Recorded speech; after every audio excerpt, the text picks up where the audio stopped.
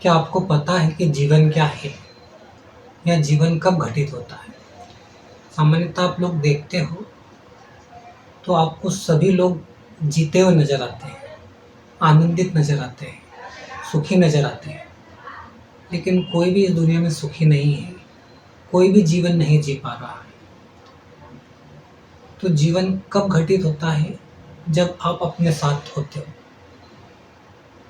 सामान्यतः व्यक्ति विचारों में खोया हुआ है, कल्पनाओं में खोया हुआ है, अपनी आशाओं में, अपनी निराशाओं में, अपने दुख में खोया हुआ है। वो प्रेजेंट में स्थित नहीं है। ये मान के चलिए कि व्यक्ति विचार मात्र है, इवन वो शरीर भी नहीं है, सिर्फ विचार मात्र है। आपने देखा होगा रोड पर व्यक्ति चला जा रहा है, वो कहीं खोया हुआ है और उसके होंठ हिल रहे हैं।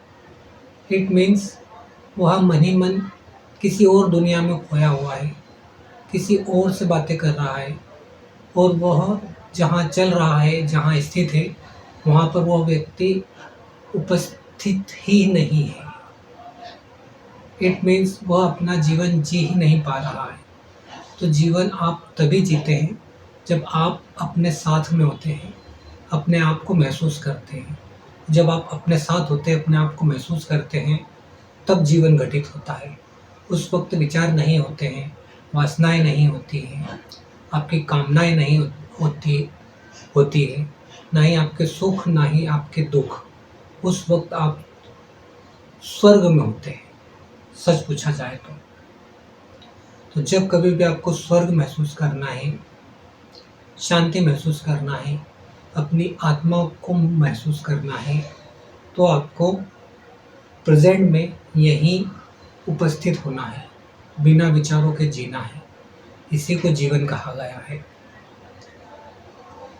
इसी जीवन की खोज में मैंने कई सालों व्यतीत कर दिए और खोजता रहा। जब मैं अपने आप में उपस्थित हुआ, तब मुझे समझ में आया कि महात्मा और संत क्या कहते हैं स्वर्ग के बारे में, ईश्वर के बारे में। यही स्वर्ग है, इसी को ईश्वर कहा गया है ना। कोई ऐसा ईश्वर नहीं है कहीं लोक में या किसी आसमान में कि वो आपको हैंडल कर रहा होगा।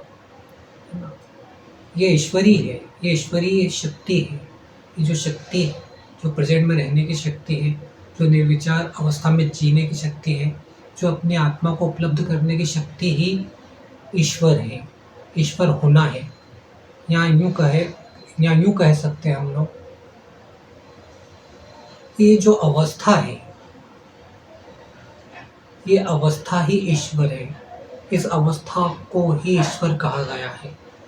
अन्यथा कहीं और ईश्वर नहीं है जो तुम्हें कुछ देने वाला है या जिसकी आप आशा करते हो, और मंदिरों में, मस्जिदों में, चर्चों में उनसे कुछ मांगने जाते हो, अपनी आशाओं की पूर्ति के लिए जाते हो।